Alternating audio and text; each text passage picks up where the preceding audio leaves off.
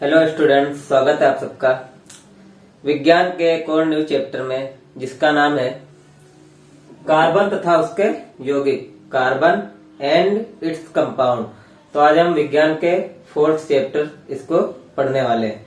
इसमें हम basically carbon के बारे में ही पढ़ेंगे। तो समझते हैं कि कार्बन के बारे में हम इतने ज्यादा अधिक क्यों पढ़ते हैं। क्योंकि अधिकतर वस्तुएं जो हमारे डेली यूज में जो प्रयोग में लाई जाती हैं, उसमें कहीं ना कहीं पर कार्बन पाया जाता है। जबकि कार्बन जो है पृथ्वी पर बहुत कम ही मात्रा पर उपलब्ध है, फिर भी यह इतना उपयोगी है।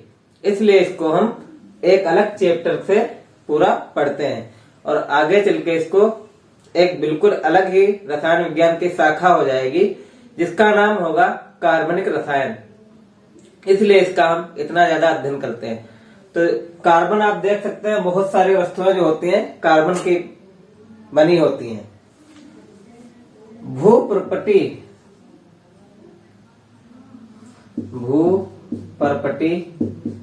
में कार्बन जो होता है, कार्बन 0.02% पाया जाता है। पेट्रोलियम के रूप में, कोयले के रूप में, आदि रूपों में कार्बन पाया जाता है।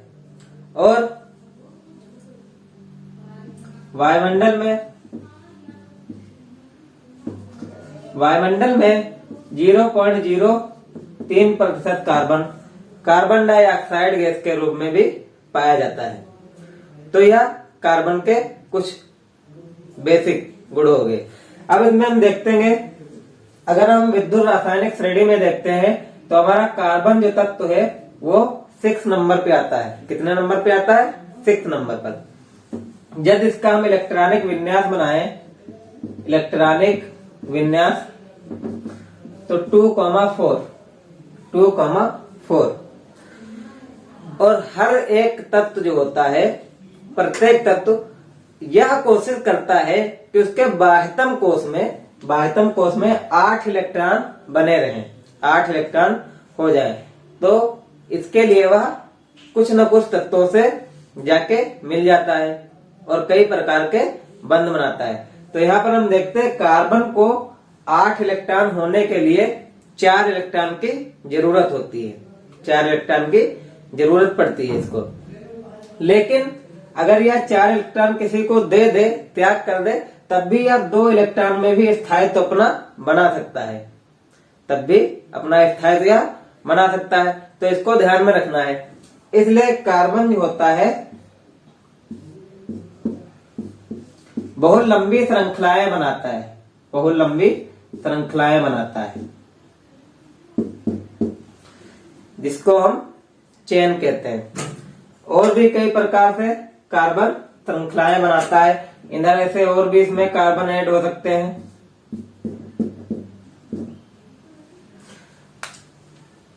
तो बात करते हैं कार्बन जो है यौगिकों से, अन्य यौगिकों के साथ या अन्य तत्वों के साथ किस प्रकार से अभिक्रिया करता है और किस प्रकार के बंध बनाता है।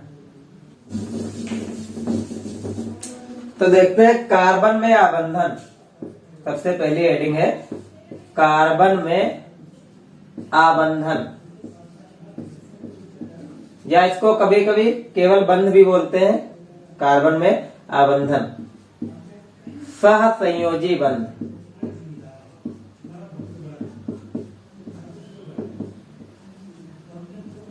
सहसंयोजी बंध या फिर सहसंयोजी आबंध। तो सबसे पहले हम देखते हैं कि सहसंयोजी बंध किस प्रकार का होता है। सहसंयोजी बंध किस प्रकार का होता है? तो जैसे हम एग्जाम्पल से पहले कुछ समझते हैं कि जैसे सोडियम हमारा है, सोडियम कितना होता है? 11। अगर इसका हम इलेक्ट्रॉनिक विन्यास बनाएंगे तो 2,8,1 इस प्रकार से इसका इलेक्ट्रॉनिक विन्यास बनता है। और क्लोरीन जो होता है हमारा, वह 17 होता है, 2, 8 और 7। यहाँ पर देख सकते हैं 2, 8 और 7 इस प्रकार से इनका इलेक्ट्रॉनिक विन्यास जो है वह बनता है।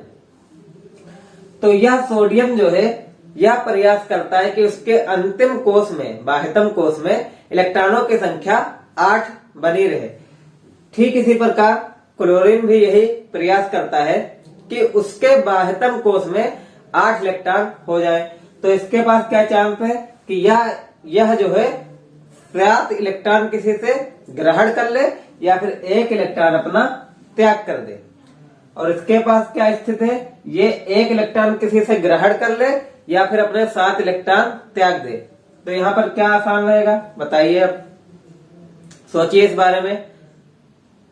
कोई तत्व अपने 7 इलेक्ट्रॉन क्यों देगा, वह यह कोशिश करेगा कि उसको 1 इलेक्ट्रॉन मिल जाए अष्टक पूरा होने के लिए। इसी प्रकार से यहाँ पर सोडियम जो होता है उसके बाह्यतम कोष में 1 इलेक्ट्रॉन रहता है और क्लोरीन के बाह्यतम कोष में 7 इलेक्ट्रॉन रहते हैं। तो यह जो है सोडियम 1 इलेक्ट्रॉन इसको दे देता है। इस प्रकार से बनता है NaCl। क्या बनता है, NaCl। हमारे साधारण नमक का निर्माण होता है। और यहाँ पर जो बंध बनता है उसको बोलते हैं वैद्युत संयोजी बंध। वैद्युत संयोजी बंध। तो यह वैद्युत संयोजी बंध का एग्जाम्पल है। पहले इसको थोड़ा सा बेसिक समझना बहुत ज्यादा जरूरी है, उसके बाद हम पढ़ते हैं अभी कि सह संयोजी बंध किस प्रकार के होते हैं। वैद्युत संयोजी बंध जिन यौगिकों में पाया जाता है वह यौगिक वैद्युत संयोजी यौगिक कहलाते हैं। नंबर 1 यहाँ पर देखते हैं हाइड्रोजन। हाइड्रोजन आप सभी लोग जानते होंगे कि हाइड्रोजन जो है उसका परमाणु क्रमांक कितना होता है, 1 होता है। तो जिस तत्व का जितना परमाणु क्रमांक होता है उस तत्व में उतने ही इलेक्ट्रॉन पाए जाते हैं तथा उतने ही प्रोटॉन पाए जाते हैं। ये बात ध्यान रखना। तो हाइड्रोजन में कितने इलेक्ट्रॉन होंगे, 1 इलेक्ट्रॉन होगा। अब यह कोशिश क्या करेगा, यह कोशिश करेगा कि इसके पास कम से कम 2 इलेक्ट्रॉन हो जाए, 2 इलेक्ट्रॉन हो जाए, क्योंकि इसका स्थायित्व बना रहेगा, ज्यादा अच्छा हो जाए। इसलिए यह कोशिश करता है कि इसके पास 2 इलेक्ट्रॉन हो जाए। तो यह ऐसे ही 1 इलेक्ट्रॉन है और फिर इसको दूसरा हाइड्रोजन मिलता है, उसके पास भी 1 इलेक्ट्रॉन है। दोनों क्या करते हैं, आपस में इलेक्ट्रॉन की साझेदारी कर लेते हैं। क्या करते हैं, इलेक्ट्रॉन की साझेदारी कर लेते हैं कि मतलब जब इसको जरूरत होगी तब यह दोनों इलेक्ट्रॉन का प्रयोग करेगा और जब इस वाले हाइड्रोजन को जरूरत पड़ेगी तो यह दोनों इलेक्ट्रॉन का प्रयोग करेगा।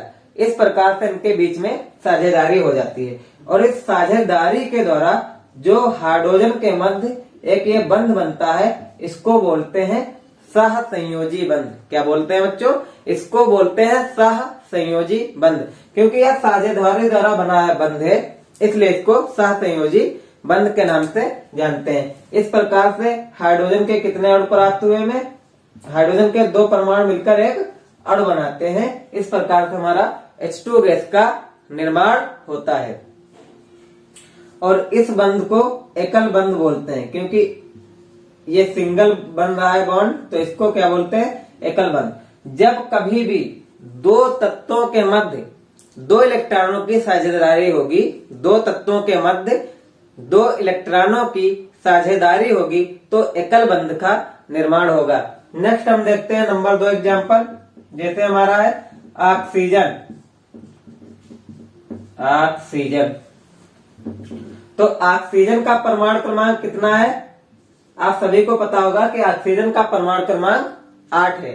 यदि इसका हम इलेक्ट्रॉनिक विन्यास बनाए तो कितना बनेगा, 2,6। 2,6 इस प्रकार से इसका इलेक्ट्रॉनिक विन्यास बनता है। यहाँ पर देख सकते हैं इसके अंतिम कोष में अष्टक बनाने के लिए 2 इलेक्ट्रॉनों की कमी है, क्योंकि यह कोशिश करेगा कि इसके अंतिम कोष में 8 इलेक्ट्रॉन हो जाए, लेकिन अंतिम कोष में इलेक्ट्रॉन है कितने, 6 है। तो यह कोशिश करता है कि इसके पास 8 इलेक्ट्रॉन हो जाए। ये इसके हमने 6 इलेक्ट्रॉन दिखा दिए और एक दूसरा ऑक्सीजन का तत्व है, चूंकि ऑक्सीजन का तत्व है तो उसके पास भी 6 इलेक्ट्रॉन रहे होंगे। अब यह दोनों आपस में मिल जाते हैं और इलेक्ट्रॉनों का साझा कर लेते हैं, 2-2 इलेक्ट्रॉनों का साझा कर लेते हैं। ठीक है, इस प्रकार से इसको देखते हैं 1 2 3 4 5 6 7 8। तो इसके पास कितने इलेक्ट्रॉन होंगे? 8 इलेक्ट्रॉन होंगे। इस वाले ऑक्सीजन के पास देखते हैं 1 2 3 4 5 6 7 8। तो इस प्रकार से साझेदारी के द्वारा इन दोनों के पास 8 इलेक्ट्रॉन कंप्लीट हो जाते हैं और इसके लिए जो बंध बनता है उसको हम क्या कहते हैं? सहसंयोजी बंध। तो जैसा कि हमने अभी ऊपर बताया, यदि 2 इलेक्ट्रॉनों का साझा होता है तो एकल बंध का निर्माण होता है। यहाँ पर देख सकते हैं कितने इलेक्ट्रॉनों का साझा हो रहा है? 1 2 3 4। टोटल कितने इलेक्ट्रॉनों का साझा हो रहा है? 4 इलेक्ट्रॉनों का। तो 2 इलेक्ट्रॉनों पर जब एक बंध बनेगा तो 4 इलेक्ट्रॉनों पर कितना बनेगा? 2 बंध। 4 इलेक्ट्रॉनों पर कितना बनेगा? 2 बंध। तो इस प्रकार से ऑक्सीजन और ऑक्सीजन के मध्य द्विबंध पाया जाता है, द्विबंध पाया जाता है और इस प्रकार से O2 ऑक्सीजन गैस का निर्माण होता है। उम्मीद करते हैं आपको सहसंयोजी बंध समझ में आ रहा होगा। सहसंयोजी बंध क्या है? इलेक्ट्रॉनों की साझेदारी द्वारा जो बंध बनता है उसको सहसंयोजी बंध कहते हैं। इसको अध्रुवीय बंध या अनआयनिक बंध भी बोलते हैं। नेक्स्ट और एग्जांपल हम देखते हैं। यदि हम बात करें नाइट्रोजन, तो आप सबको पता होगा नाइट्रोजन का परमाणु क्रमांक कितना है? 7 है। नाइट्रोजन का परमाणु क्रमांक कितना है? 7 है। इसका अगर हम इलेक्ट्रॉनिक विन्यास बनाते हैं तो 2,5। इसके अंतिम कोश में देख सकते हैं 5 इलेक्ट्रॉन है। इसके अंतिम कोश में कितने इलेक्ट्रॉन है? 5। तो यह कोशिश करेगा कि इसके अंतिम कोश में 8 इलेक्ट्रॉन हो जाएं। कितने इलेक्ट्रॉन हो जाएं? 8 इलेक्ट्रॉन हो जाएं। इस प्रकार से यह N का एक परमाणु है। इसके पास कितने इलेक्ट्रॉन है अंतिम कोश में? 5। और यह N मतलब कि नाइट्रोजन का दूसरा परमाणु है। इसके पास अंतिम कोश में कितने इलेक्ट्रॉन है? 5। तो यह आपस में 3 इलेक्ट्रॉनों की, कितने इलेक्ट्रॉनों की? 3 इलेक्ट्रॉनों की साझेदारी करते हैं। 3 इलेक्ट्रॉनों की साझेदारी करते हैं। इस प्रकार से इनके मध्य, नाइट्रोजन के मध्य ट्रिपल बॉन्ड, त्रिबंध का निर्माण होता है और हमें N2 गैस, नाइट्रोजन गैस प्राप्त होती है। नाइट्रोजन गैस प्राप्त होती है क्योंकि यह जो तत्व है नाइट्रोजन, इसके अंतिम कोश में इलेक्ट्रॉन कितने हैं? 5। अब या तो इसके पास ऑप्शन क्या है? या तो ये 5 इलेक्ट्रॉन किसी को दे दे या फिर किसी से 3 इलेक्ट्रॉन ग्रहण कर ले। तो आसान क्या होगा? आप लोग बताइए। कोई अपने 5 इलेक्ट्रॉन क्यों देगा यदि उसको 3 इलेक्ट्रॉन मिल जाए? तो यह कोशिश करता है कि उसको 3 इलेक्ट्रॉन कहीं से मिल जाए। और भी नाइट्रोजन का देख सकते हैं। हमारा ये नाइट्रोजन है, इसके पास कितने इलेक्ट्रॉन होते हैं? 5। 1 2 3 4 और ये 5। और हाइड्रोजन के पास हमारे कितने इलेक्ट्रॉन होते हैं? 1। जैसा कि अभी हम ऊपर पढ़ चुके हैं, हाइड्रोजन के पास कितने इलेक्ट्रॉन होते हैं? 1। हाइड्रोजन को जरूरत कितना की है कि कहीं से उसके पास 2 इलेक्ट्रॉन हो जाए जिससे कि उसका स्थायित्व बना रहे। तो इसके पास यह कितना इलेक्ट्रॉन है? 1। एक और हाइड्रोजन यहाँ पर है, उसके पास भी कितना इलेक्ट्रॉन होगा? 1। एक और हाइड्रोजन, उसके पास कितना होगा? 1 इलेक्ट्रॉन। तो यह हाइड्रोजन इसके 1 इलेक्ट्रॉन से साझेदारी करता है। यह वाला हाइड्रोजन भी 1 इलेक्ट्रॉन से और यह वाला हाइड्रोजन भी 1 इलेक्ट्रॉन से साझेदारी करता है और यह तीनों हाइड्रोजन के 1 इलेक्ट्रॉन से साझेदारी करता है। तो इस प्रकार से नाइट्रोजन के पास हो जाते हैं पूरे 8 इलेक्ट्रॉन और हाइड्रोजन के पास साझेदारी के द्वारा 2 इलेक्ट्रॉन प्राप्त होते हैं। अब देख सकते हैं अगर इसकी संरचना हम बनाना चाहे, यह नाइट्रोजन है और इधर इसके हाइड्रोजन है। नाइट्रोजन और हाइड्रोजन के मध्य में 2 इलेक्ट्रॉनों की साझेदारी हो रही। तो यदि 2 इलेक्ट्रॉनों की साझेदारी होगी तो उसके मध्य कितने बंध आएंगे? बताइए कितने बंध आएंगे उसके मध्य? एकल बंध आएगा। किस प्रकार का बंध आएगा? एकल बंध आएगा। तो N और हाइड्रोजन के बाद मध्य इधर एकल बंध आता है। ठीक इसी प्रकार इधर भी एकल बंध आता है। ठीक इसी प्रकार इधर भी। तो यहाँ पर देख सकते हैं नाइट्रोजन का 1 अणु है तो केवल N लिख देते हैं हम और H के 1 2 3 कितने अणु है? कितने परमाणु है? 3। NH3। तो इस प्रकार से NH3 मतलब कि हमें अमोनिया प्राप्त होता है। क्या प्राप्त होता है? अमोनिया गैस प्राप्त होती है। तो उम्मीद करते हैं आपको सहसंयोजी बंध अच्छे से समझ में आ गया होगा एग्जाम्पल सहित। यदि आप इसको नोट करना चाहते हैं तो इसको नोट कर लीजिए और आपको PDF लिंक डिस्क्रिप्शन में मिल जाएगा, वहां से आप नोट्स डाउनलोड कर सकते हैं। आप इसका स्क्रीनशॉट ले लीजिए। नेक्स्ट हम देखते हैं अपर रूपता। क्या पढ़ने वाले हैं? अपर रूपता। तो अपर रूपता क्या होता है समझते हैं इसको। किसी तत्व का दो या दो से अधिक मुक्त रूपों में पाया जाना। फिर से देखते हैं, किसी तत्व का दो या दो से अधिक मुक्त रूपों में पाया जाना जिसके रासायनिक गुण समान हो। रासायनिक गुण कैसे हो?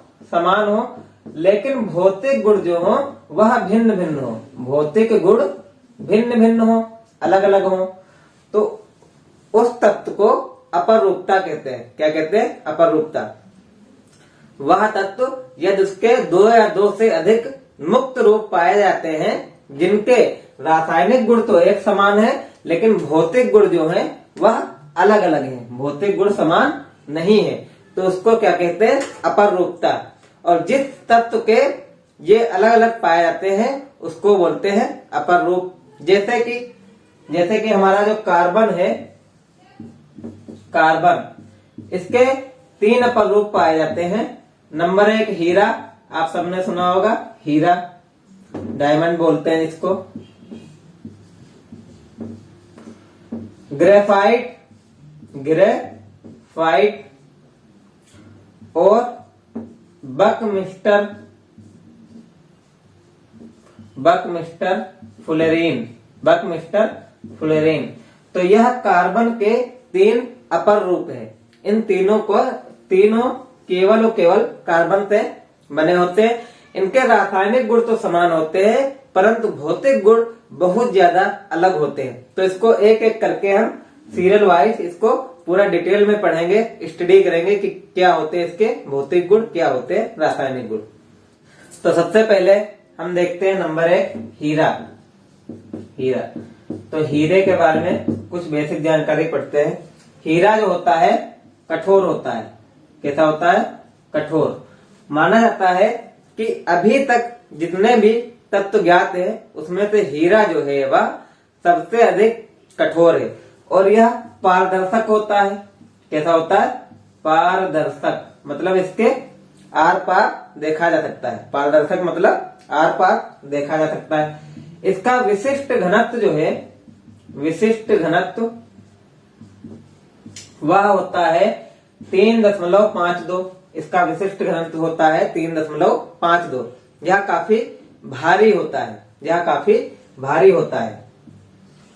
इसका अपवर्तनांक काफी ज्यादा होता है। अपवर्तनांक के बारे में हम फिजिक्स वाले पोर्शन में, भौतिक विज्ञान वाले पोर्शन में अच्छे से पढ़ेंगे। अभी आप इतना समझ लीजिए कि हीरे का अपवर्तनांक बहुत अधिक होता है। हीरे का अपवर्तनांक काफी अधिक होता है, इसलिए इसमें चमक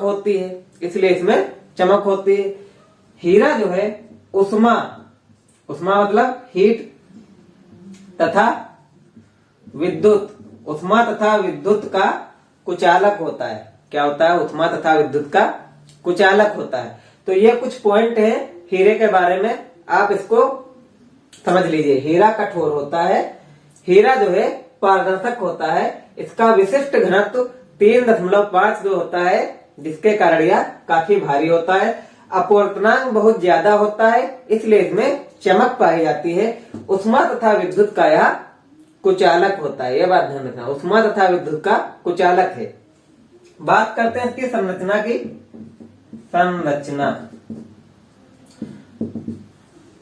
तो हीरे की संरचना जो है यह कार्बन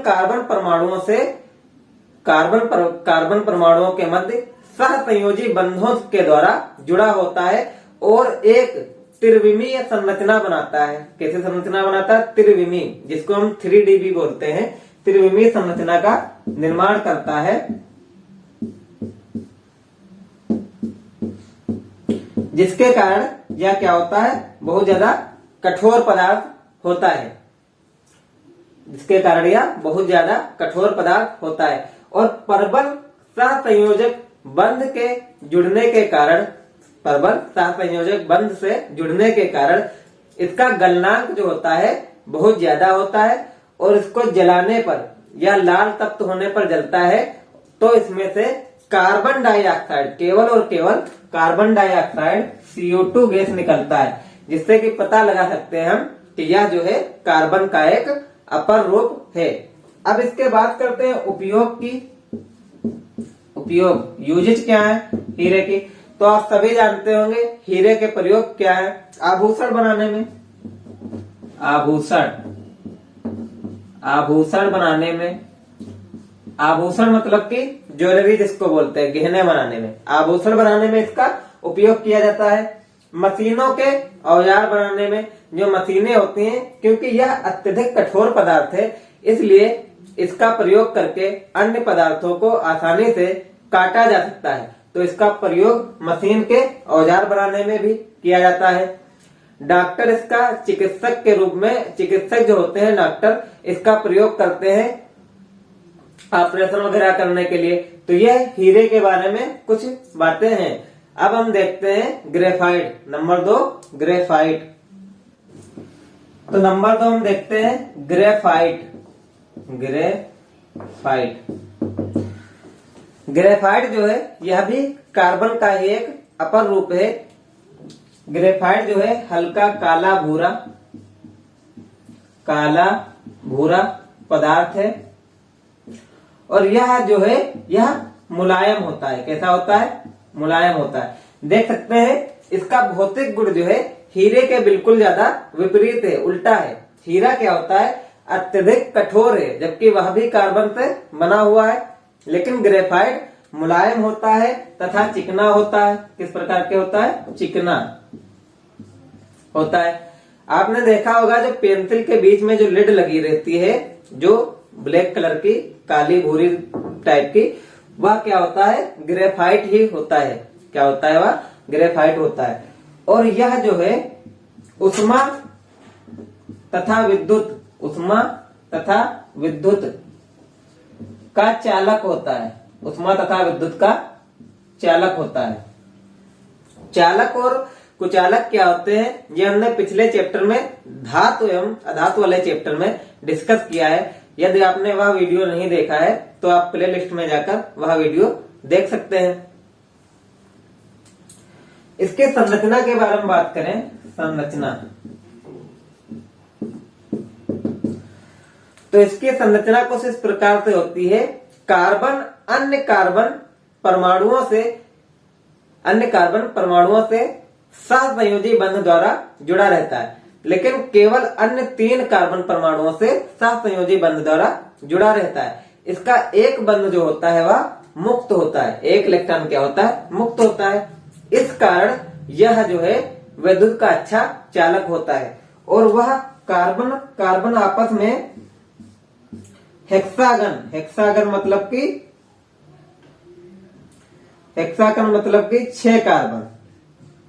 6 कार्बन षटकोणीय टाइप का आकृति बनाते हैं। और यह चादर के रूप में, जैसे चादर एक के ऊपर एक डाली जाती है, उस प्रकार से इसकी संरचना होती है।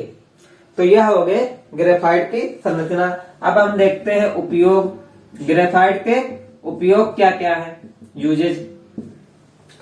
तो जैसा कि अभी हमने बताया, ग्रेफाइट को पेंसिल का लेड बनाने में प्रयोग किया जाता है। कहां पर प्रयोग किया जाता है? पेंसिल का लेड बनाने में। नंबर 2 स्नेहन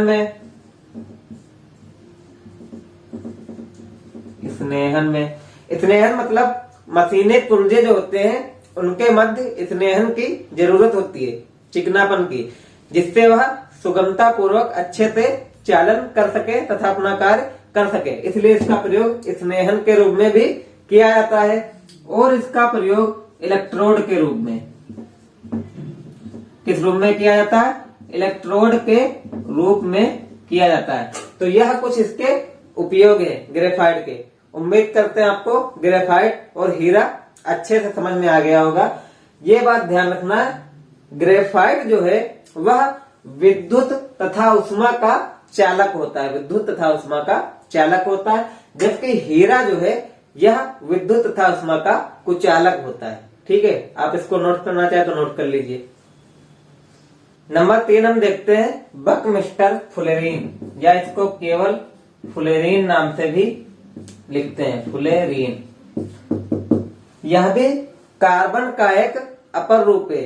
इसको देखा गया, जो काजल होता है उसके प्रयोग में देखा गया, जब उस पर लेजर द्वारा प्रैक्टिकल किए गए तो वहां पर एक नए अपर रूप की घोषणा की गई, जिसको C60 नाम दिया गया। C60 जो है यह अधिक स्थायी अणु माना गया, C60 अधिक स्थायी अणु माना गया। यहाँ पर C60 या फिर 70 भी हो सकता है या इससे अधिक भी, लेकिन C60 हम लिखते हैं क्योंकि यह अधिक स्थायी अणु है।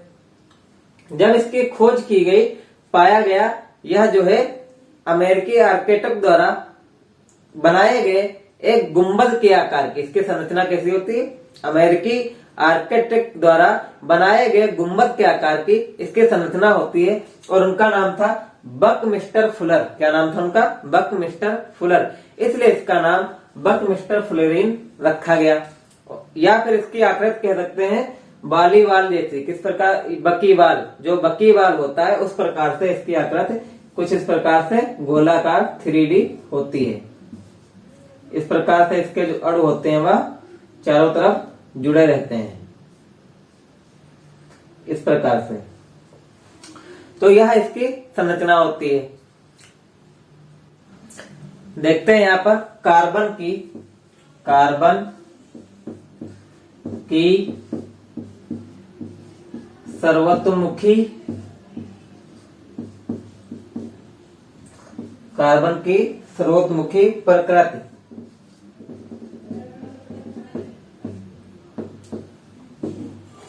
मतलब कि कार्बन जो है हमारा, कार्बन के अभी इस टाइम पे मिलियंस जो है, मिलियंस इसके यौगिक पाए जाते हैं। तो इसका कारण क्या है, या इतनी वृहद जो है अणु कैसे, इतने अधिक जो है अणु किस प्रकार से बना लेता है, क्या कारण है? तो कार्बन की संयोजकता जो होती है 4 होती है। मतलब कि वह अपने चारों तरफ से 4 तत्वों को जोड़ सकता है 4 इलेक्ट्रॉनों द्वारा, इस प्रकार से वह ऐड कर सकता है चारों तरफ। इसलिए इसमें श्रृंखलन का गुण जो होता है वह सबसे अधिक पाया जाता है।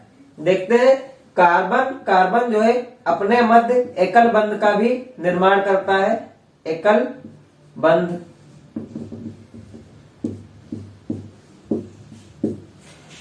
कार्बन के मध्य द्विबंध का भी निर्माण होता है, द्विबंध।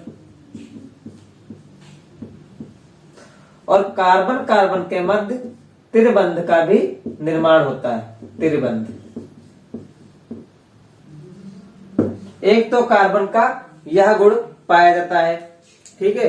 उसके बाद क्या होता है, कार्बन में श्रृंखला बनाने का जो गुण होता है वह 2 प्रकार का होता है। नंबर 1 होता है खुली श्रृंखला। क्या होता है? खुली श्रृंखला।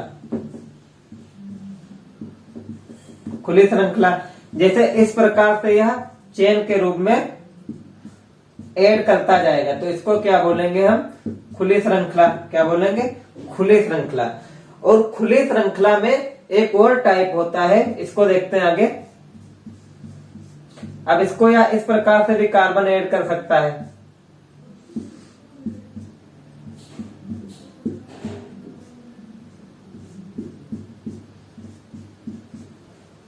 तो यहां पर देख सकते हैं जैसे पेड़ जो होता है उसकी शाखा निकली रहती है, तो यहाँ पर क्या है, इसकी यह एक शाखा निकली है। इस प्रकार से कहीं से भी शाखाएं निकल सकती हैं, कई प्रकार से इसकी शाखाएं निकल सकती हैं। तो इस खुली श्रृंखला में भी 2 पार्ट हैं, नंबर 1 और नंबर 2। इसको बोलते हैं अशाखित। क्या बोलते हैं? अशाखित श्रृंखला। और इसको बोलते हैं शाखित। मतलब कि इसमें क्या है, शाखा निकली हुई, शाखित श्रृंखला। नंबर 2 जो होता है, कार्बन में बंद श्रृंखला बनाने का गुण होता है। किस प्रकार से? बंद श्रृंखला। बंद श्रृंखला। तो बंद श्रृंखला क्या होता है? कोई कार्बन कार्बन अणु, कार्बन कार्बन परमाणु आपस में एक रिंग टाइप से वलय के रूप में अगर जुड़े हुए हैं तो उस श्रृंखला को हम क्या कहते हैं? बंध श्रृंखला कहते हैं। जैसे बंध श्रृंखला के एग्जांपल देख सकते हैं, ये कार्बन है, ये कार्बन है और ये कार्बन, ये आपस में चक्रीय रूप में या फिर वलय के रूप में एक दूसरे से जुड़े हुए हैं, तो ये क्या कहलाएंगे? इसकी कार्बन की बंध श्रृंखला कहलाएगी। या फिर इस प्रकार से भी जुड़े हो सकते हैं कार्बन और कार्बन, यह भी कार्बन और कार्बन की क्या है? बंध श्रृंखला है। कैसी श्रृंखला है? बंध श्रृंखला, क्योंकि कार्बन कार्बन के जो परमाणु है वह आपस में एक रिंग टाइप से बना रहे हैं, इसको क्या बोलते हैं? बंध श्रृंखला। और एक एग्जांपल देख सकते हैं इस प्रकार से,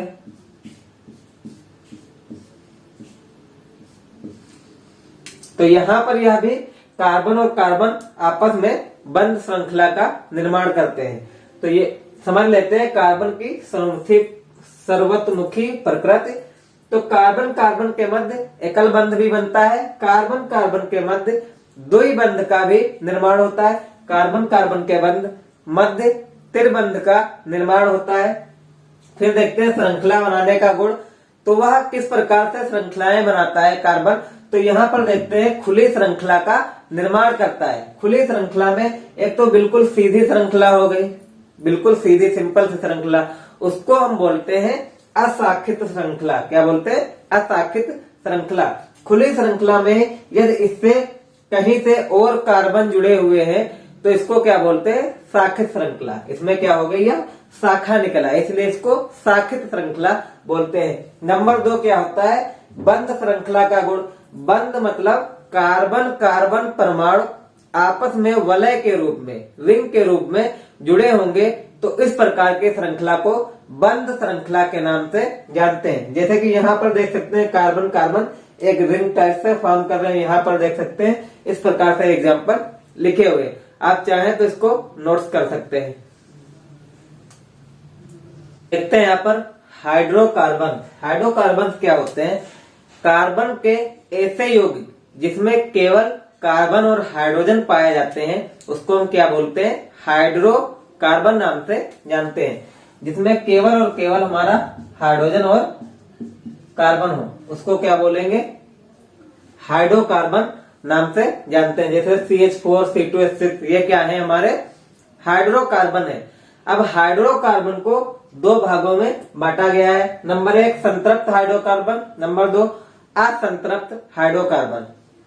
तो वह हाइड्रोकार्बन जिसमें कार्बन की चारों संयोजकताएं एकल बंध द्वारा, एकल बंध मतलब चारों तरफ सिंगल बॉन्ड द्वारा संतुष्ट होती है, संतृप्त हाइड्रोकार्बन कहलाते हैं। और इनको हम एल्केन नाम से भी जानते हैं। किस नाम से जानते हैं? एल्केन।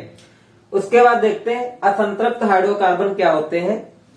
ऐसे हाइड्रोकार्बन जिसमें किन्हीं 2 कार्बन कार्बन परमाणुओं के मध्य द्विबंध या त्रिबंध पाया जाता है तो उसको हम असंतृप्त हाइड्रोकार्बन कहते हैं।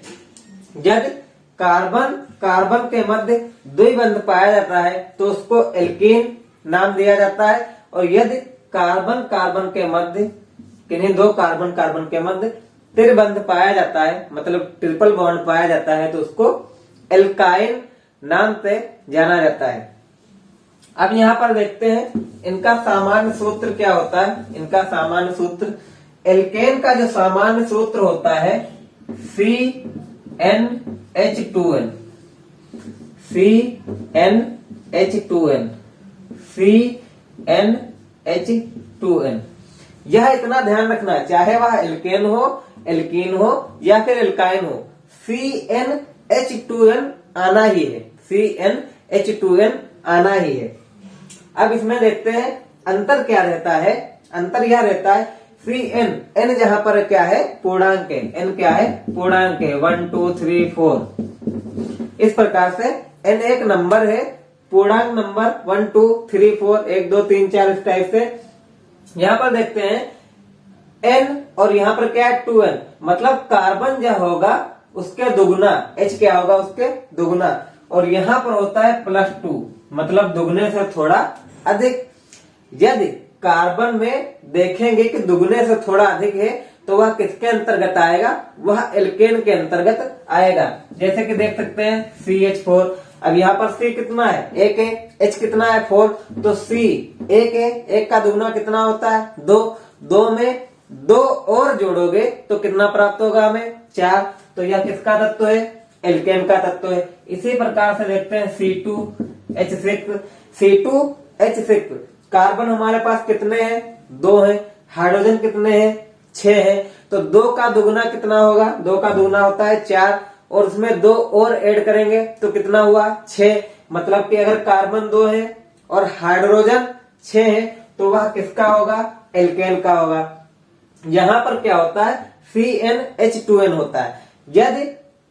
यदि कार्बन का जस्ट दुगना हो, हाइड्रोजन जो हो कार्बन का जस्ट 2 गुना हो, तो उस प्रकार के हाइड्रोकार्बन को हम एल्कीन नाम से जानते हैं। जैसे कि C2H4, C3H6, C4H8, तो यह क्या हो गए सारे एल्कीन के, कार्बन के जस्ट दुगना H होगा तो सीधे सीधे हम पहचान जाएंगे यह एल्कीन श्रेणी में आते हैं। नंबर 3 यहाँ पर होता है एल्काइन। नंबर 3 यहाँ पर क्या होता है, एल्काइन होता है। एल्काइन में कार्बन का हाइड्रोजन दुगुने से थोड़ा कम होता है, दुगुने से थोड़ा सा कम होता है। तो यहाँ पर एग्जाम्पल देख सकते हैं C2H2, C3H4, तो यह क्या हो गए एल्काइन के।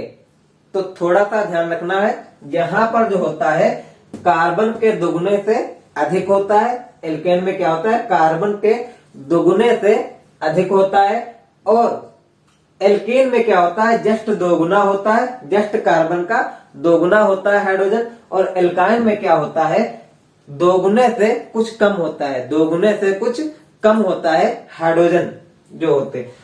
तो उम्मीद करते हैं आपको ये बहुत अच्छे से समझ में आ गया होगा। आप अगर इसको नोट करना चाहते हैं तो नोट कर लीजिए। ध्यान रखना एल्केन में कार्बन कार्बन के मध्य सिंगल बॉन्ड पाया जाता है, एल्केन में कार्बन कार्बन के मध्य डबल बॉन्ड पाया जाता है, और एल्काइन में कार्बन कार्बन के मध्य ट्रिपल बॉन्ड पाया जाता है। ये ध्यान रखना, नोट करना चाहिए। चाहते हैं तो इसका स्क्रीनशॉट ले लीजिए। अब देखते हैं हम आगे नेक्स्ट, जब हम इसका नामकरण करते हैं, आगे हम अभी पढ़ेंगे IPSC नाम कि इन तत्वों के नाम किस प्रकार से लिखे जाते हैं। तो इन तत्वों के नाम कार्बन परमाणु की संख्या के आधार पर, कार्बन परमाणु की संख्या के आधार पर लिखे जाते हैं। तो हम देखते हैं कार्बन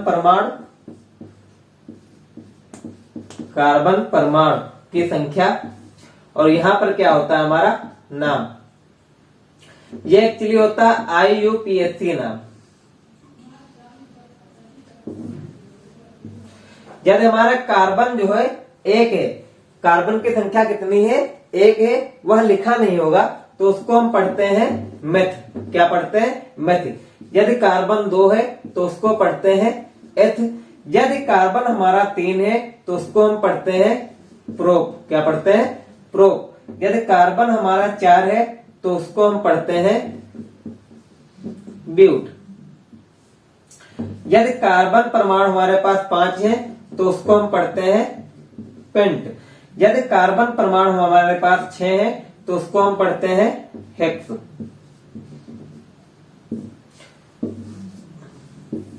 तो ये कुछ चीजें ध्यान रखना। यदि कार्बन परमाणु हमारे पास 1 है तो उसको हम क्या पढ़ेंगे मेथ।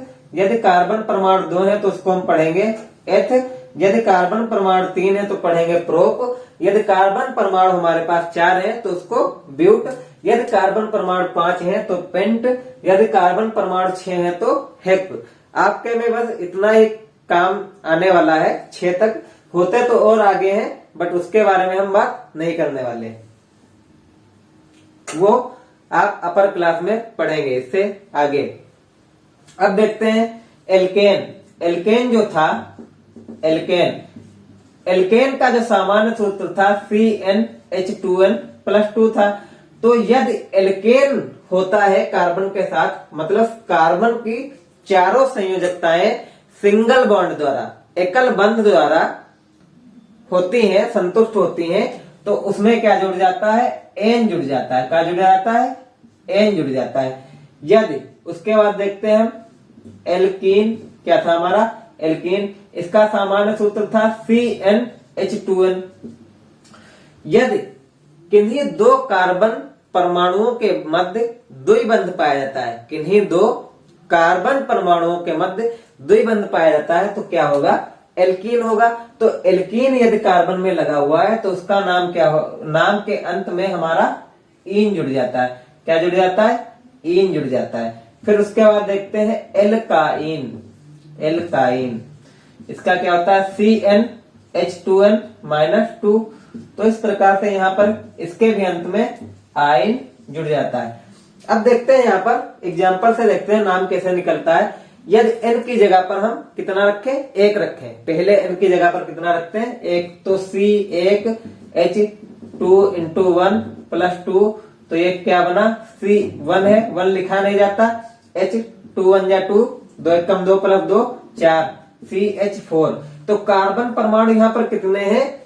1 है। कार्बन परमाणु कितना है? 1 है। तो 1 के लिए हम क्या पढ़ते हैं? मेथ। क्या पढ़ते हैं? मेथ। ये हम पढ़ रहे हैं IUPAC नाम, IUPAC नाम। इसका फुल फॉर्म होता है international union of pure and applied chemistry. तो ये नाम आपको ध्यान रखना है। तो 1 कार्बन के लिए यहाँ पर हो गया मेथ प्लस, यह इस सूत्र से निकला है, मतलब कि एल्केन से, तो इसमें क्या जुड़ जाएगा? एन। तो इस प्रकार से इसका नाम क्या हो गया? Meth plus ane, methane. तो इस प्रकार से इसका नाम होता है मेथेन। यदि हम n की जगह पर 2 रखें, C2H2n × 2 + 2, तो यह कुछ इस प्रकार से बनेगा C2H6।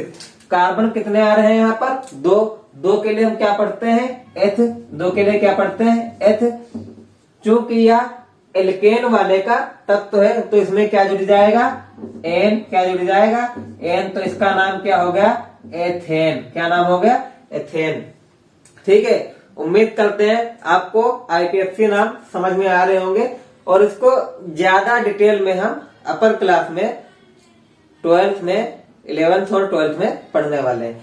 नेक्स्ट इसमें अगर देखते हैं यहाँ पर, अब हम पता कर सकते हैं कि कौन सा है, कैसा कार्बन। यदि हमें दिया हुआ है C2H4, तो देख सकते हैं कार्बन से जस्ट दोगुना है, कार्बन से जस्ट दोगुना है, तो क्या होगा? एल्कीन होगा। और कार्बन आ कितने रहे? 2 कार्बन के लिए एथ, और यदि एल्कीन होता है तो उसमें क्या जुड़ जाता है? एथीन। तो इसका नाम क्या हो जाएगा? एथीन। इन जुड़ जाता है, एथ प्लस इन मिलके क्या हो गया? एथीन। ठीक इसी प्रकार यदि C3H6 है, तो देख सकते हैं कार्बन से जस्ट दोगुना हाइड्रोजन, कार्बन से जस्ट 2 गुना हाइड्रोजन परमाणु है, तो क्या होगा? एल्कीन का होगा। और कार्बन इसमें कितने दिख रहे हैं? 3। कार्बन कितने? 3 के लिए क्या पढ़ते हैं? प्रोप। और यदि ये एल्कीन का तत्व है तो उसके अंत में इन जोड़ देंगे, तो प्रोप प्लस इन नाम क्या हो गया? बताओ आप लोग, नाम क्या हो गया? प्रोप प्लस इन मिलके प्रोपीन। तो इस प्रकार से इसका नाम हो जाता है प्रोपीन। नेक्स्ट इसका आगे देख सकते हैं, यदि C2H2 है, यदि C2H2, तो यहाँ पर देख के ही आपको समझ में आना चाहिए कि यह एल्कीन है या एल्केन है या फिर एल्काइन है, यह कौन सा है। तो देख सकते हैं C मतलब कार्बन के 2 परमाणु है, और हाइड्रोजन के भी 2 परमाणु, मतलब दोगुने से कुछ कम है, दोगुने से कुछ कम है। ये दोगुने से कुछ कम होते हैं तो वह एल्काइन का, किसका होता है? एल्काइन का अंदर आता है। और इसमें कार्बन है कितने? 2 कार्बन के लिए हम क्या पढ़ते हैं? एथ।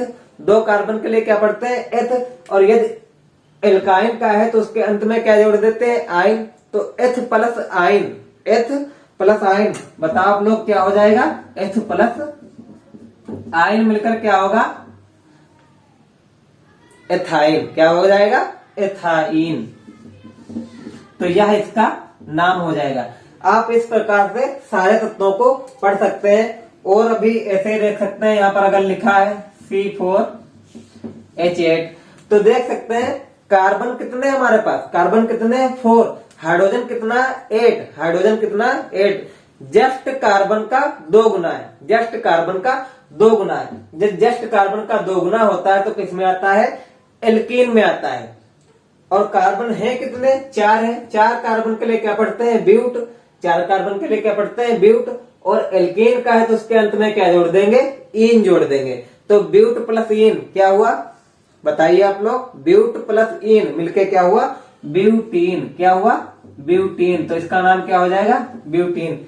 और भी एग्जाम्पल है बहुत सारे, जैसे कि C5H12। तो यहां पर देख सकते हैं कार्बन हमारे पास कितने हैं, 5 है, कार्बन कितने हैं, 5 है। और हाइड्रोजन कितने हैं, 12 है। मतलब 2 गुने से कुछ अधिक है, 2 गुने से कुछ अधिक है। 5 दूना 10 और प्लस 2 कितना हुआ, 12। तो यदि 2 गुने से अधिक होता है तो वह किसमें आता है, एल्केन में आता है। किसमें आता है, हमारा एल्केन में आता है। और 5 कार्बन के लिए पढ़ते क्या है, पेंट। और यदि एल्केन है तो लास्ट में क्या जोड़ देते हैं, एन। तो पेंट प्लस एन मिलकर क्या हुआ, पेंटेन। बहुत सही, पेंट प्लस एन मिलकर क्या हुआ हमारा, पेंटेन। आप चाहें तो इसको भी नोट कर सकते हैं, स्क्रीनशॉट ले लीजिए अगर आपको नोट्स बनाने हैं। और उम्मीद करते हैं ये आपको नामकरण वाला जो टॉपिक है वो बहुत अच्छे से समझ में आया होगा। और इसके डिटेल में आगे हम पढ़ेंगे अभी। और इसमें तो ये नाम आप अच्छे से पढ़ लीजिए, जिससे आपको आगे पढ़ने में काफी आसानी रहेगी। नोट्स करना चाहते हैं तो नोट कर लीजिए, स्क्रीनशॉट आप लोग ले लीजिए। नेक्स्ट हम देखते हैं कार्बनिक यौगिकों के कुछ प्रकार्यात्मक समूह। इसका क्या अर्थ है, इसका अर्थ यह है यदि जो हाइड्रोकार्बन होते हैं, हाइड्रोकार्बन में उसमें कुछ ये इस तरीके से समूह जो जुड़ जाते हैं तो उसमें होता क्या है, उनके रासायनिक गुण में कुछ परिवर्तन हो जाता है, रासायनिक गुण में कुछ परिवर्तन हो जाता है। तो इसके बारे में हम डिटेल में पढ़ेंगे अभी। उसके बाद ये IUPAC नाम जो लिखा जाता है, IUPAC नाम, उसमें मैंने चार्ट यहीं पर आप लोगों को बना दिया है। आप चाहें तो इसको नोट कर सकते हैं और थोड़ा सा याद कर लेना इसको, क्योंकि यहीं पर हम इसको समझ लेंगे अच्छे से। फिर 1 बाय 1 स्टेप बाय स्टेप में हम इसको एक एक करके भी अच्छे से भी समझेंगे। तो देखते हैं यहाँ पर इसमें क्या होता है। तो Cl या Br, जैसा कि आप जानते हैं क्लोरीन है, ये ब्रोमीन, इनको क्या कहते हैं, हेलो। शॉर्ट फॉर्म में इनको हेलो बोलते हैं, या फिर इनको हेलोजन के नाम से भी जाना जाता है। हेलोजन वर्ग नंबर 17, जो हमारी आवर्त सारणी उसमें वर्ग नंबर 17 में जो फ्लोरीन, क्लोरीन, ब्रोमीन, आयोडीन, ये जो हमारी गैसें हैं, या कह सकते हो जो अधातुएं हैं, ये सारे हेलोजन तत्व कहलाते हैं। ये बात हमेशा ध्यान रखना। इनको क्या बोलते हैं, हेलोजन, शॉर्टकट में हेलो। इसको केमिस्ट्री में एक्स से रिप्रेजेंट करते हैं, एक्स से प्रदर्शित किया जाता है। तो अगर Cl या Br लगाए तो वह एकल बंध द्वारा जुड़ा होगा, किसी से एकल बंध द्वारा जुड़ा होगा। उसको IPSC पढ़ने के लिए क्लोरो या फिर ब्रोमो, अगर Cl लगा है तो क्लोरो, अगर Br लगा है तो ब्रोमो। इसी प्रकार से यदि I लगा है तो फिर आइडो, इस प्रकार से पढ़ा जाता है। नेक्स्ट देखते हैं जिसमें ऑक्सीजन होता है। तो इसमें नंबर 1 आता है एल्कोहल। यदि हाइड्रोकार्बन में OH समूह लगा है, हाइड्रोकार्बन के साथ OH समूह लगा है, तो उसको हम क्या बोलते हैं, एल्कोहल बोलते हैं। एग्जाम्पल के लिए यहाँ पर देखते हैं, जैसे ये क्या है, CH4 मेथेन है। इसकी संरचना बनाए अगर हम, तो कार्बन के चारों तरफ H जुड़ा हुआ है। कार्बन की चारों संयोजकताएं हाइड्रोजन से एकल बंध द्वारा जुड़ी हुई है। यदि यहाँ पर एक यह H विस्थापित हो जाए, इसकी जगह पर OH आ जाए, तो अब यह क्या हो गया, यह एल्कोहल हो गया। यह क्या हो गया, एल्कोहल हो गया। इसका नाम क्या होगा, क्योंकि एक कार्बन है, जैसा कि हमने पढ़ा, एक कार्बन के लिए क्या कहते हैं, मेथ। तो इसका नाम क्या हो जाएगा, मेथिल एल्कोहल। इसको सीधा सीधा अगर सूत्र लिखें तो इस प्रकार से लिख सकते हैं, मेथिल एल्कोहल। और यदि IPSC नाम पढ़ना चाहें तो एक कार्बन के लिए हम क्या पढ़ते थे, मेथेन। क्या पढ़ते थे, मेथेन। और प्लस यदि OH लगा होता है तो हम उसमें अंत में आल जोड़ देते हैं। यदि OH लगा होता है तो अंत में आल जोड़ देते हैं। तो मेथेन प्लस आल, ऐड करो इसको, क्या हो जाएगा, मेथेन प्लस आल क्या हो जाएगा, मेथेनाल। यह इसका क्या है, IUPAC नाम है, तो इसको ध्यान में रखना है। नेक्स्ट यहाँ पर एल्डिहाइड है। एल्डिहाइड का जो समूह होता है CHO के रूप में लिखा होता है। इसके IPSC नाम लिखते समय हम अंत में अल जोड़ देते हैं, अंत में अल जोड़ देते हैं। ठीक इसी प्रकार कीटोन, यह दोनों तरफ से जुड़ा होता है, यह कार्बन के बीच में लगा होता है, तो इसमें ओन जोड़ देते हैं अंत में। जब हम IPSC नाम लिखते हैं तो उसके अंत में हम ओन जोड़ देते हैं। इसी प्रकार से कार्बोक्सिलिक अम्ल, इसमें यह एक बंध द्वारा COOH जुड़ा होता है। जैसा कि आपने देखा होगा एसिटिक अम्ल का सूत्र हमने अम्ल क्षार वाले चैप्टर में पढ़ा है। यह क्या है, एसिटिक अम्ल है, और इसका यदि IPSC नाम लिखना चाहे तो क्या लिख सकते हैं, क्योंकि 2 कार्बन है, कार्बन कितने दिख रहे हैं, 2 कार्बन के लिए एथ, और लास्ट में ओइक अम्ल जोड़ देंगे तो नाम क्या हो जाएगा, एथेनोइक अम्ल। क्या नाम हो जाएगा, एथेनोइक अम्ल। इस प्रकार से फिर एस्टर है, और यदि नाइट्रोजन ऑक्सीजन एक साथ जुड़े हैं, जैसे कि एमीन NH2 होता है और नाइट्रो का NO2 होता है। ये आपके अभी लोअर क्लास में, मतलब आपके हाई स्कूल से इतना ज्यादा डिटेल में नहीं पढ़ना है हमको बस इतना पढ़ना है, एल्कोहल, एल्डिहाइड, कीटोन, कार्बोक्सिलिक अम्ल, और थोड़ा सा ईथर के बारे में पढ़ना। तो आप ये चार्ट अगर बनाना चाहते हैं तो बना सकते हैं आप लोग, इसका स्क्रीनशॉट ले लीजिए और नोट कर लीजिए आप लोग। तो हम सबसे पहले देखते हैं हेलो समूह। हेलो मतलब क्लोरीन, ब्रोमीन या आयोडीन जुड़ा होगा। किस प्रकार से जुड़ा होगा, एल्केनो के हेलोजन व्युत्पन्न है। इनका सामान्य सूत्र CnH2n+1 होता है, जहां पर X क्या है, X है क्लोरीन, ब्रोमीन, आयोडीन, कुछ भी हो सकता है। X की जगह पर कोई भी हेलोजन हो सकता है, तो क्लोरीन होगा या फिर ब्रोमीन होगा या फिर आयोडीन होगा, तो इसका ध्यान रखना। उस प्रकार से इसके नाम होते हैं।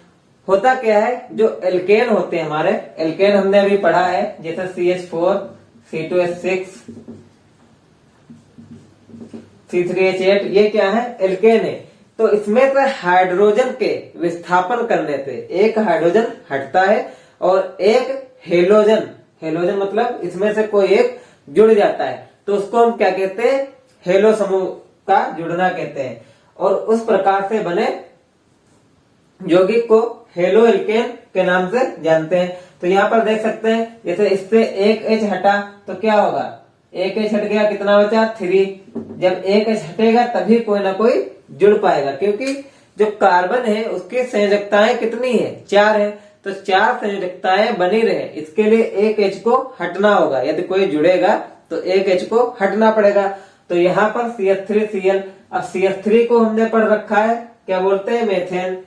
तो इसका साधारण नाम जो होता है मेथिल क्लोराइड, मेथिल क्लोराइड। और इसका IUPAC नाम जो होता है, अभी हमने चार्ट में पीछे लिखा है कि अगर Cl लगा हो तो क्या पढ़ेंगे, क्लोरोमेथेन। इसी प्रकार से यहाँ पर C2H5Cl, ये वाला सेकंड वाला C2H5Cl, इसका नाम क्या हो जाएगा, एथिल क्लोराइड, क्योंकि 2 कार्बन है, 2 कार्बन के लिए एथ लगता है, 2 कार्बन के लिए एथ, तो इसलिए एथिल क्लोराइड। और इसका IPSC नाम की बात करें तो क्लोरोएथेन। नेक्स्ट हम देखते हैं एल्कोहल समूह।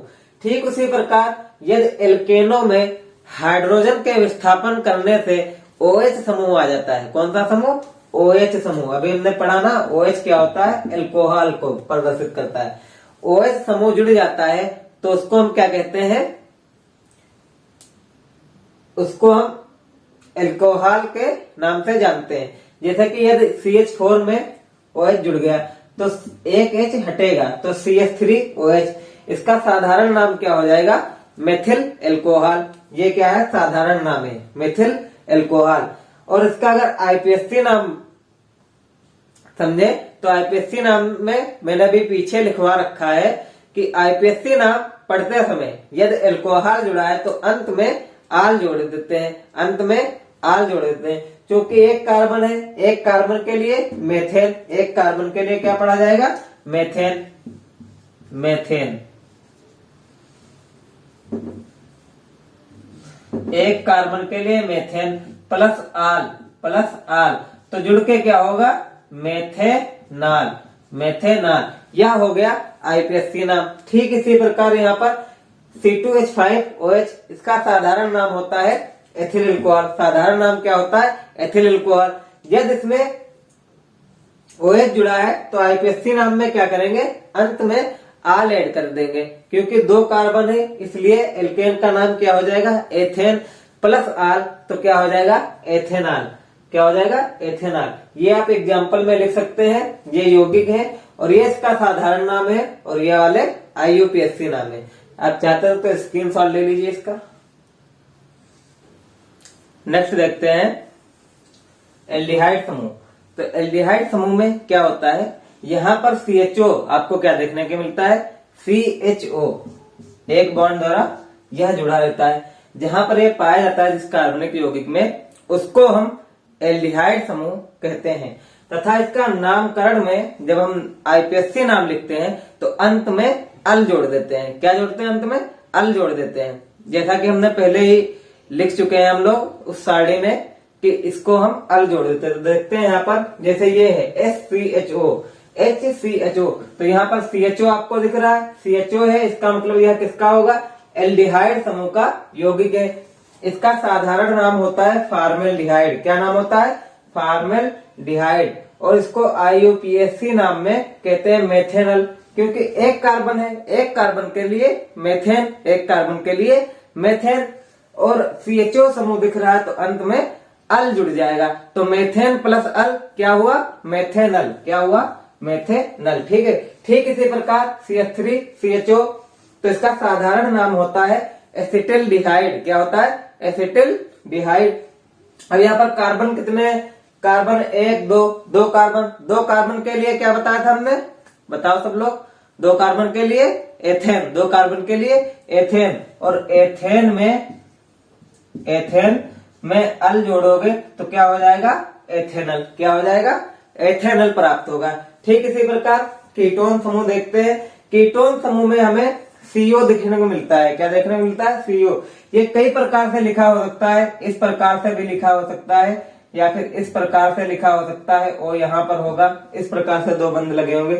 तो यदि CO ग्रुप आपको देखने को मिलता है, उसके इधर उधर कोई और एल्किल समूह जुड़ा हुआ है, तो उसको हम क्या बोलेंगे, यह कीटोन समूह होगा। और कीटोन समूह के नामकरण में, आईपीएससी नामकरण में अंत में ओन जोड़ते हैं। क्या जोड़ते हैं, अंत में ओन जोड़ देते हैं। तो देखते हैं यहाँ पर जैसे लिखा हुआ है CH3CO CH3, तो इसका नाम क्या हो जाएगा, साधारण नाम है डाईमिथिल कीटोन।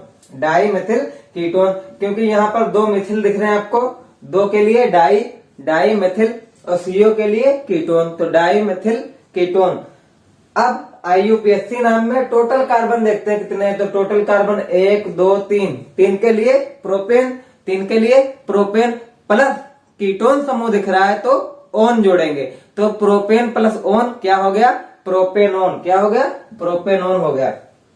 आगे यहाँ पर देखते हैं CH3 CH2 CO CH2 CH3, तो इसका इसी प्रकार से डाई एथिल कीटोन। और यहाँ पर इसका आईयूपीएससी नाम में थोड़ा ध्यान देंगे कि कार्बन कितने हैं, 1 2 3 4 5, 5 कार्बन, तो क्या हो जाएगा, पेंटेन। क्या हो जाएगा, पेंटेन। लेकिन 3 पे O लगा है, यदि इधर से हम काउंट करते हैं तो 1 2 3, 3 नंबर पे कीटोन समूह जुड़ा हुआ है, और यदि इधर से काउंट करते हैं तब भी 1 2 3, 3 नंबर पे कीटोन जुड़ा हुआ है, इसलिए पेंटेन डैश 3 ओन, 3 पे ओन समूह मतलब कीटोन समूह जुड़ा हुआ है। उम्मीद करते हैं ये आपको एल्डिहाइड और कीटोन अच्छे से समझ में आ गया होगा। और यदि आपका इसका स्क्रीनशॉट लेना चाहते हैं तो इसको स्क्रीनशॉट ले लीजिए।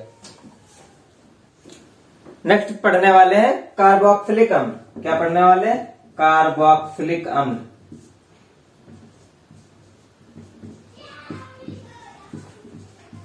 कार्बोक्सिलिक अम्ल, तो आपको याद होगा कार्बोक्सिलिक अम्ल में समूह क्या होता था, COOH। क्या होता था, COOH।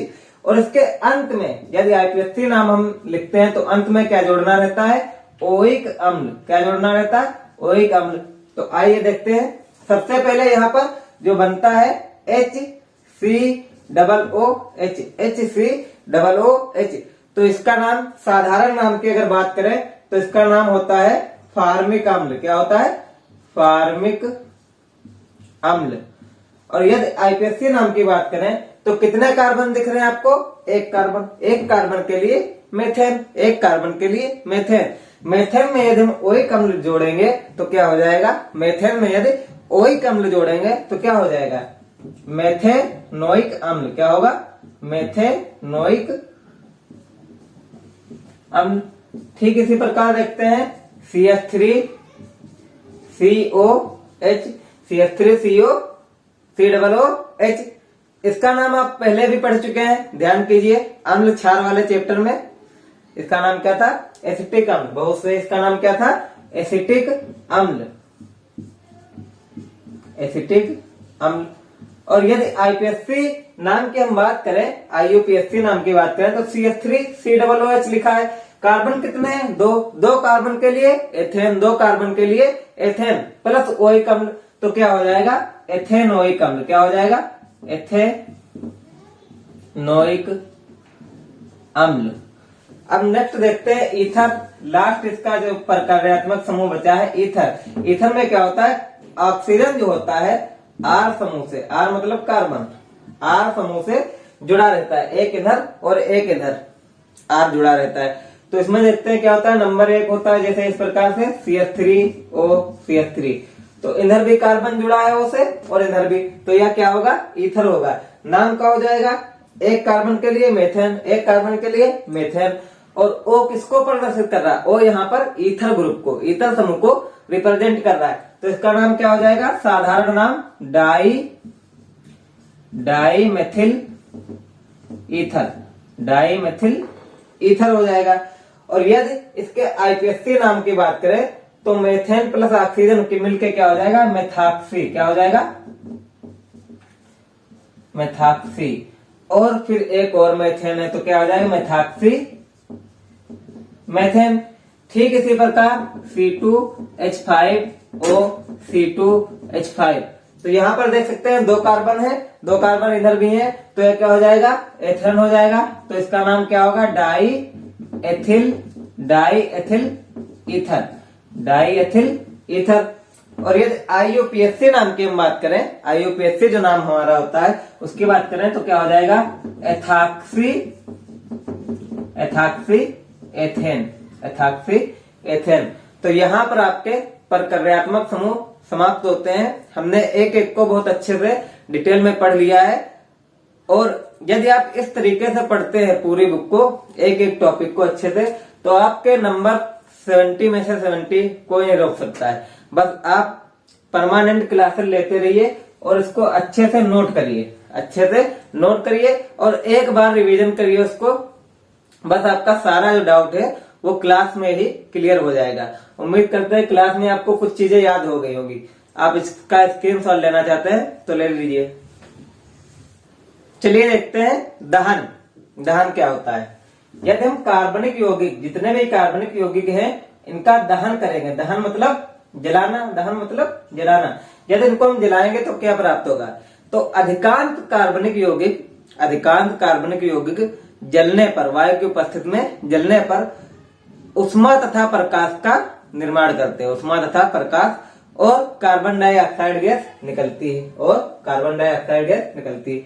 आइए कुछ रिएक्शन से देखते हैं। जैसे कार्बन, कोयला को मान लेते हैं, कार्बन को वायु की उपस्थिति में आप जलाएंगे, वायु की उपस्थिति में आप जलाएंगे O2, तो क्या बनेगा? कार्बन डाइऑक्साइड प्लस उष्मा, उष्मा तथा प्रकाश, उष्मा तथा प्रकाश। नेक्स्ट यहाँ पर हम देखते हैं CH4। CH4 हमारा क्या है? कार्बनिक यौगिक है। इसका नाम क्या होता है? बताइए बच्चों। इसका नाम होता है मेथेन। क्या नाम होता है? मेथेन। तो मेथेन को जब हम वायु की उपस्थिति में दहन करते हैं तो हमें CO2 प्राप्त होता है, कार्बन डाइऑक्साइड गैस, और हमें H2O जल प्राप्त होता है, और उष्मा तथा प्रकाश। क्या मिलता है हमें? उष्मा तथा प्रकाश। तो जैसा कि आप देख सकते हैं, कार्बनिक यौगिकों का दहन करने पर हमें प्रचुर मात्रा में, या कह सकते हैं अधिकांश मात्रा में, उष्मा और प्रकाश प्राप्त होता है। ये आप नोट कर सकते हैं। तो यहाँ पर दो जो महत्वपूर्ण कार्बनिक यौगिक हैं उनके बारे में हम डिटेल में पढ़ने वाले हैं। पहला क्या है? एथेनॉल। क्या है? एथेनॉल। तो एथेनॉल का सूत्र क्या होगा? अभी आपने पढ़ा, इसमें देखिए आल आ रहा है। आल आल किस में आता है? एल्कोहल समूह में। किस में आता है? एल्कोहल में। उसके लिए क्या लिखते हैं? OH। क्या लिखते हैं? OH। और एथेन आ रहा है साथ में, तो एथेन के लिए हम क्या लिखते हैं? CH3 CH2। दो कार्बन होना चाहिए, CH3 और CH2। तो यह क्या हो गया? एथेनॉल का अर्धसूत्र हो गया। यह इसको इस प्रकार भी ले सकते हैं, C2H5OH। यह हो गया एथेनॉल का सूत्र। नेक्स्ट यहां पर देखते हैं इसका संरचना सूत्र। तो C, इसमें से एक एक H इधर जुड़ा रहता है। कार्बन की चारों संयोजकताएं एकल बंध द्वारा संतुष्ट होती हैं। तो यह इसका हो गया संरचना सूत्र, और यह इसका क्या है? अर्धसूत्र। ये दोनों एक ही चीज है। यह क्या है? अर्धसूत्र, और यह है संरचना सूत्र। एल्कोहल का गलनांक होता है 156 केल्विन, और इसका क्वथनांक 351 केल्विन होता है। एथेनॉल का गलनांक कितना होता है? 156 केल्विन, और क्वथनांक क्या होता है? 351 केल्विन। और एथेनॉल का प्रयोग सिरप, टॉनिक या औषधियां बनाने में भी किया जाता है, और इसका अल्कोहल बनाने में भी प्रयोग किया जाता है। यदि हम शुद्ध अल्कोहल को पी ले, कंज्यूम करेंगे, तो उससे हमारी मृत्यु भी हो सकती है, क्योंकि अल्कोहल में जो हमारा एथेनॉल मिला होता है वह लगभग 10% के आसपास ही होता है। अब इसके बाद करते हैं रासायनिक अभिक्रियाओं की। रासायनिक अभिक्रियाएं, किसकी रासायनिक अभिक्रियाएं? एथेनॉल की रासायनिक अभिक्रियाएं। तो यह जब धातु से अभिक्रिया करता है, क्षार धातु से, किससे करता है? क्षार धातु से। तो क्षार धातु से अभिक्रिया करके यह हाइड्रोजन गैस मुक्त करता है। देखते हैं किस प्रकार से रिएक्शन होती है। C2H5OH plus 2Na। यहाँ पर भी 2 लगा देते हैं, तो देखते हैं हमें C2H5ONa प्राप्त होता है। C2H5ONa प्लस H2 गैस मुक्त होती है। ठीक इसी प्रकार यह पोटेशियम धातु से भी क्रिया करता है। अभिक्रिया करता है। नेक्स्ट देखते हैं यहाँ पर, यह हो गया नंबर 1। नंबर 2 देखते हैं अमोनिया से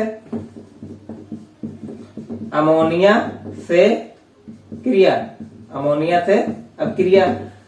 तो यह जो है अमोनिया से किस प्रकार क्रिया करता है?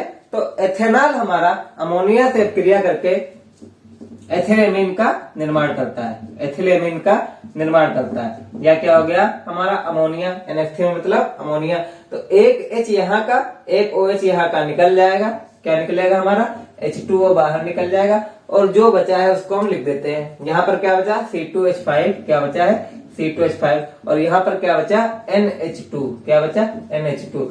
तो यह क्या हो गया हमारा? एथिलेमीन हुआ। क्या प्राप्त हुआ हमें? एथिलेमीन प्राप्त होता है। इसकी अभिक्रिया देखते हैं एसिटिक अम्ल के साथ। नंबर 3 यहाँ पर क्या देखते हैं? एसिटिक अम्ल के साथ अभिक्रिया। एसिटिक अम्ल के साथ अभिक्रिया, जिसको हम एथेनोइक अम्ल भी कहते हैं। तो यहाँ पर C2H5OH, यह क्या हो गया हमारा? एथिल अल्कोहल है, या फिर एथेनॉल बोलते हैं इसको। और CH3COOH, यह हमारा क्या हो गया है? यह है एसिटिक अम्ल।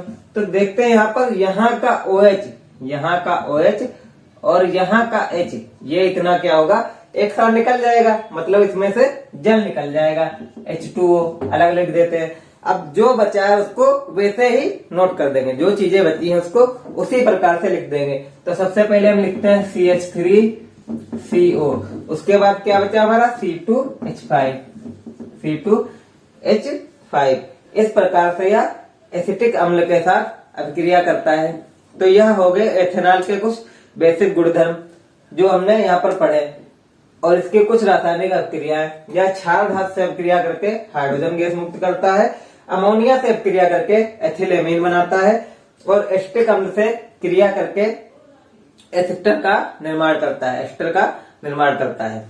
तो इसको आप ध्यान में रखिए और नोट करना चाहते हैं इसको आप नोट कर लीजिए, स्क्रीनशॉट ले लीजिए इसका। हैं इसके उपयोग, एथेनॉल के उपयोग क्या क्या होते हैं उपयोग। तो यह कार्बनिक पदार्थों के विलायक के रूप में, कार्बनिक पदार्थों के विलायक के रूप में प्रयोग किया जाता है। नंबर 2, यह जो है ईथर क्लोरोफॉर्म बनाने में, क्लोरोफॉर्म बनाने में इसका उपयोग किया जाता है। और तुमने बता ही दिया भी, औषधियां बनाने में इसका प्रयोग किया जाता है। ठीक है, औषधियां बनाने में इसका प्रयोग किया जाता है। और नंबर 3 यहाँ पर हम लिख देते हैं प्रयोगशाला विकर्मक के रूप में,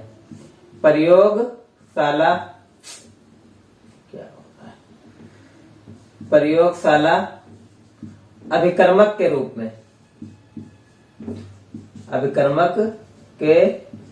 में। तो आपसे पूछ सकता है इस प्रकार से कि एथेनॉल या एथिल अल्कोहल के रासायनिक अभिक्रियाएं लिखिए। तो आप रासायनिक अभिक्रियाएं और इसके कुछ गुण और उपयोग लिख सकते हैं। इस प्रकार से आपका क्वेश्चन बनता है। इस प्रकार से कह सकते हैं कि एथिल अल्कोहल को बनाने की विधियां तथा उसके गुणधर्म, उसके रासायनिक अभिक्रियाएं तथा उसके उपयोग लिखिए। इस प्रकार से प्रश्न बनता है। तो आप यह पूरा डिटेल में यहाँ तक लिख सकते हैं। इसके बाद हम पढ़ने वाले हैं एथेनोइक अम्ल या फिर जिसको हम बोलते हैं एसिटिक अम्ल। क्या बोलते हैं? एसिटिक अम्ल।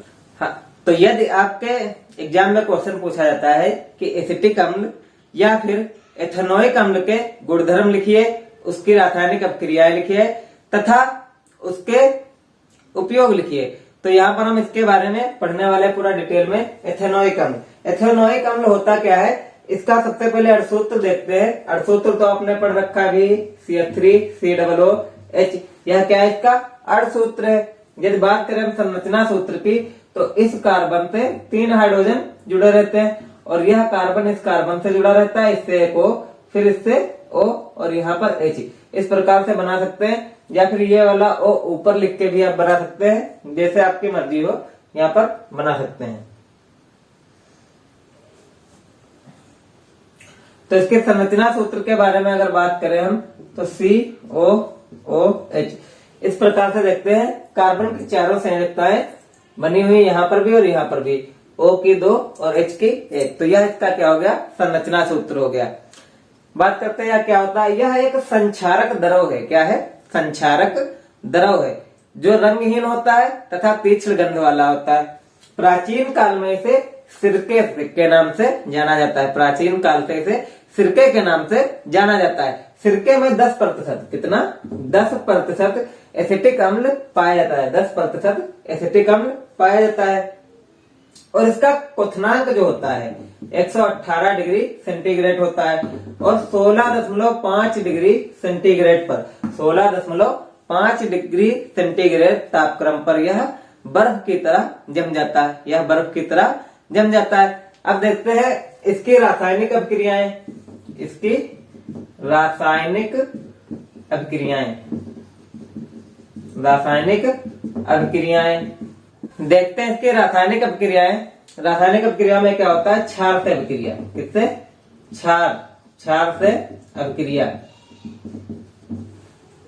तो एसिटिक अम्ल हमारा जो है CH3COOH प्लस NaOH, तो क्या बनाता है? लवण बनाता है। CH3CO सोडियम एसिटेट, इसको क्या बोलेंगे? Sodium acetate. लवण बनाता है तथा जल का निर्माण करता है। देख सकते हैं यहाँ का H इस OH के साथ मिलकर जल बनाता है। बाकी सारा इसी प्रकार से लिख देना, CH3COONA। ठीक है। और इसको नंबर 2 देखते हैं, एस्टरीकरण। क्या देखते हैं?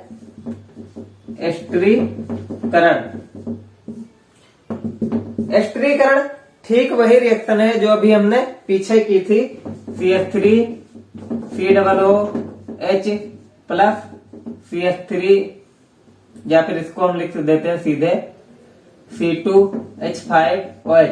एल्कोहल से अभिक्रिया करके यह एस्टर का निर्माण, यहां से H और यहां का OH निकलकर जल निकल जाता है, बाकी सारा सेम इसको इसी प्रकार से हम लिख देते हैं। तो यह क्या बनता है, एस्टर बनता है। और इस अपक्रिया को हम एस्टरीकरण के नाम से जानते हैं। किस नाम से जानते हैं, एस्टरीकरण नाम से जानते हैं। तो यह इसके कुछ हो गए रासायनिक गुण। आप नोट करना चाहें तो इसको स्क्रीनशॉट ले सकते हैं। पहला है क्षार से क्रिया, दूसरा है एस्टरीकरण। नेक्स्ट देखते हैं नंबर 3 अपचयन। अपचयन तो यह जो है हमारा एसिटिक अम्ल जो है वह लिथियम एल्युमिनियम हाइड्राइड के उपस्थित में अपचयित होकर एथिल अल्कोहल का निर्माण करता है।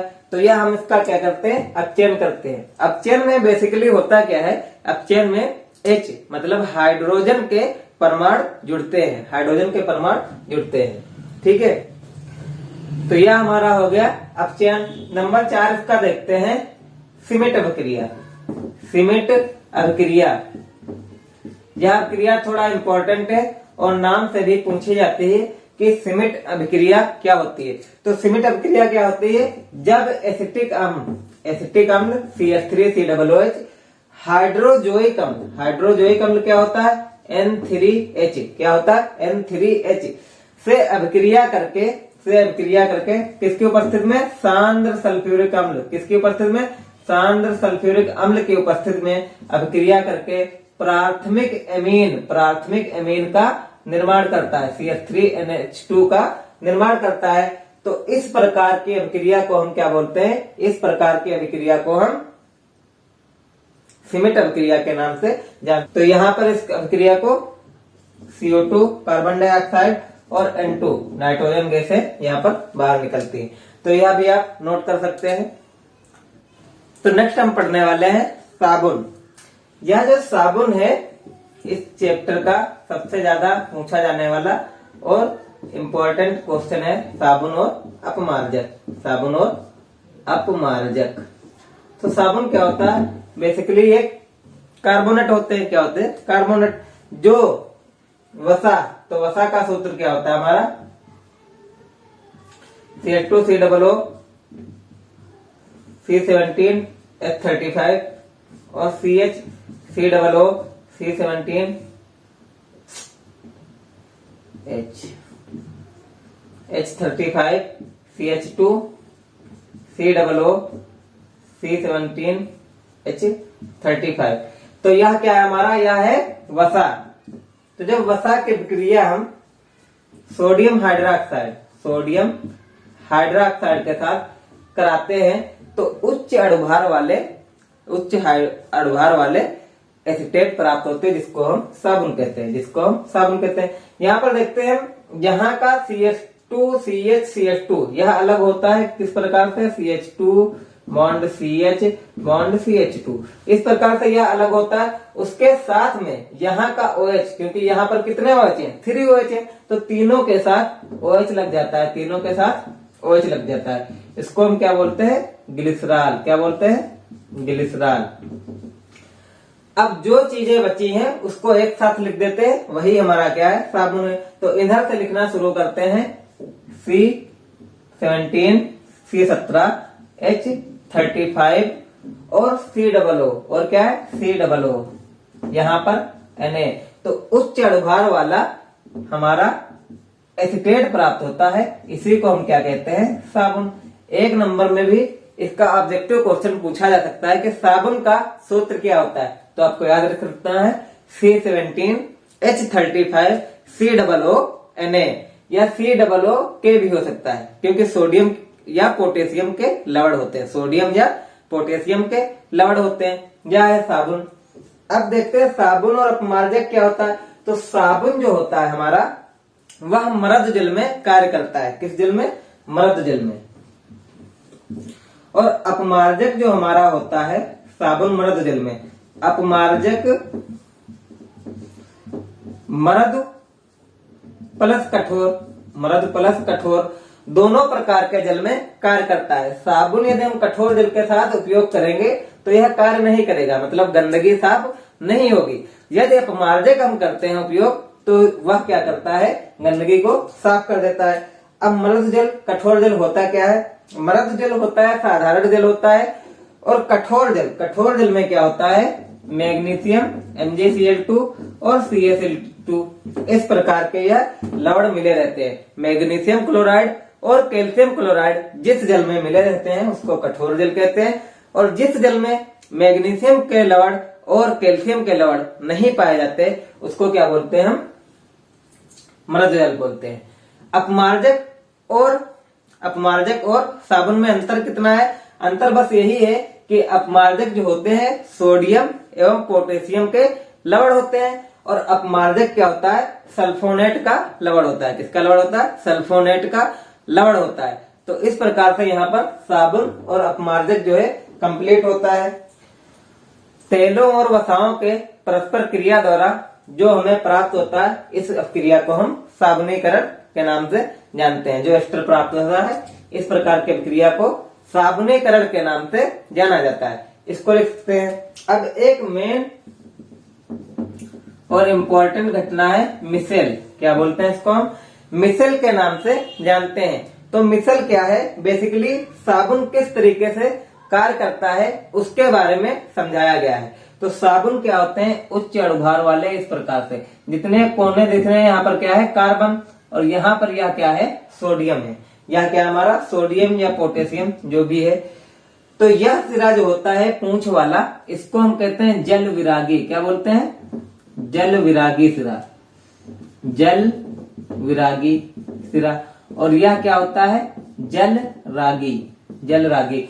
मतलब कि यह जो होता है आयनिक सिरा जो होता है इसका, सोडियम वाला या पोटेशियम वाला, वह जल की तरफ आकर्षित होता है, जल की तरफ जाता है। और यह वाला जो इसका पूंछ वाला सिरा है, जल विरागी सिरा, यह गंदगी की तरफ भागता है, गंदगी को पकड़ता है। तो जिस प्रकार से मान लीजिए ये एक कपड़ा है, यहाँ पर ये गंदगी लगी हुई, ये कोई गंदा था, तो इस प्रकार से इसके ये पकड़ेंगे, इस प्रकार से संरचना बनाएंगे।